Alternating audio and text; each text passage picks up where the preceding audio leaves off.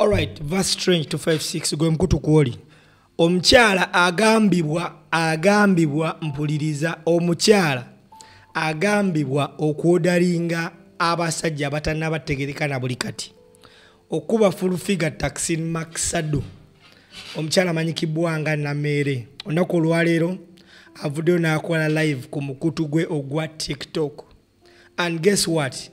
Abawagizi ba National Unity Platform nabo babaddeko ku live ye era watuuse Kanyumero okuyita abantu okuba nga bawa endowooza yaabwe ku byayogedde. Gwe ssebo oba nnyabo alaba vidiyo eno njagala owulirize ebigambo ebivudde mu bawagizi be. Verse strange kwoli wabula tolaba bulabi. Subscribinga, likinga video, sharinge ate ondekere comment yo mu commentary section. Katuwulirize tovaawo tukomawo. Okoze ebikolobero kati generation abagezaako kubanga abagamba nti mugenda kukwata ekintu mu kinunule temusobola. Naye nga munnaye tukwagala nnyo era nkwagaliza buwanguzi lwakuba kyandiyitiridde nnyo singa obadde mu NUP. Nammere NUP Adambe ekyenyogerako kimanyi.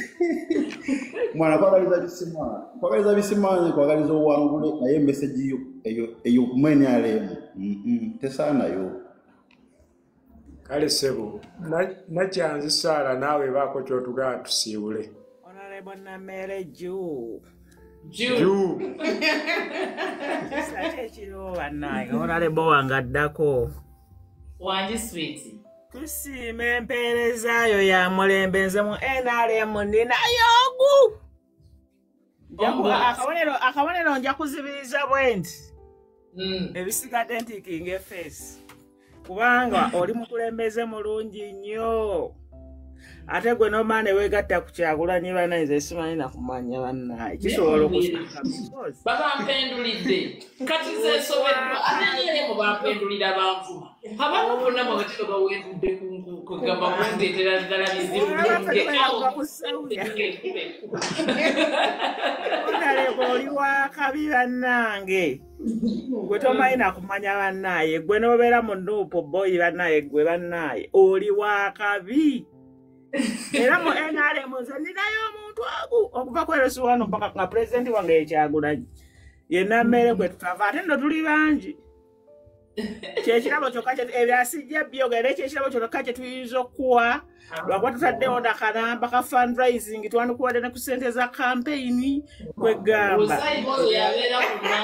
ebyenakambi esigalize naye osaana ekirabo nga bw'oyagala palamenti katukuwe ekirabe Nanyanzi n'akanamba fe tukulaga okusiima enamba ku bayo kweri tukwegamba tukulaga okusiima kwaffe tukusabire emikisa tukwagaliza buwanguzi y'omubaka wammwe mugambe Nanyanzi mubaka addako Nanyanzi era bannamasaka bonna bannaye mbakowoola wadde pulezidenti agenda tunyigiramu n'ekiro tekyebeereka tujja ku akabonero k'NRM tetugenda katutunuulira omuntu ono tumusanyuseemu naye yatusanyusaako ko.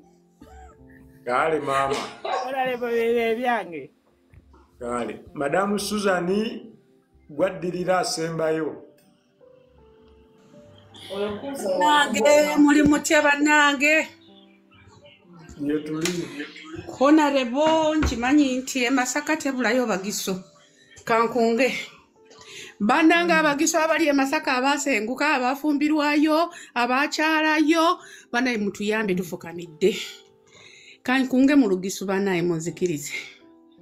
Osanga bana abawulira alinayo muganda we ng'oli ni yaaya ng'oli ni paapa ng'oli ni maayi wasengulirayo wakwalihayo uliyo n'omusaale uliyo ni boyfriend uliyo ni girlfriend banaye mutuyambe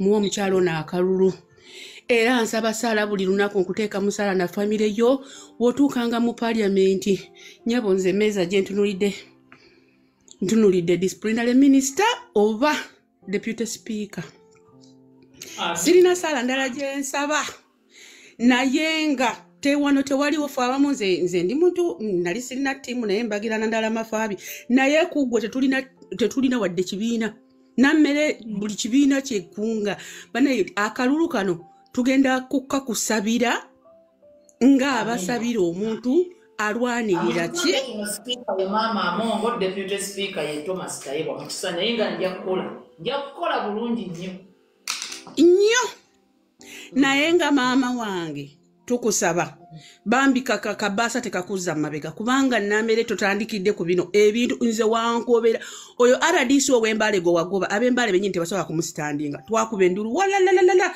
era nze video nagitenda zisaini nagisindika mu group sezaba gisubonane ngamba mujje mulabe buli omu nagamba namere singa waze no yimirire embale eri Masaka wawo yino nyibononye ngo wandize ekadi none yembale abe Masaka ne bagamba nedda akole obulungi asimibwa namereka nkubulire baloza tukubakerere wano Madam Honorable tetukubakerere tuwochinga ate tetumala gagwira nti lwakuba gundi ayagadde gundi nedda tuobservinga okuvira ddala ku tiimu Haji ne Hajati abategeera olutalo lwe wali oyogerako leka bano abalekaana abavuma tetugenda fena kutegeera integeera si ya buli omu eyo naye gulinga mukisa si gwa buli omu okujja ero gwe n'ataba kati munnamere zinemu era tukutunuulidde ti maama totuuka eri ab'amataka n'abasumbuwa abalala ne bakuwa baasa noweerabira beera muzadde nga bw'obadde ozaale ow'embaale bw'oba omusanze Masaka omulwanirire bw'oba osanze ow'ekyotara ali Masaka nga bamunyigiriza maama kolanga bw'otyo nze n'abaana bange erandani namere jjo ab'embaale maama tasobola okulonda naye maama wange musabi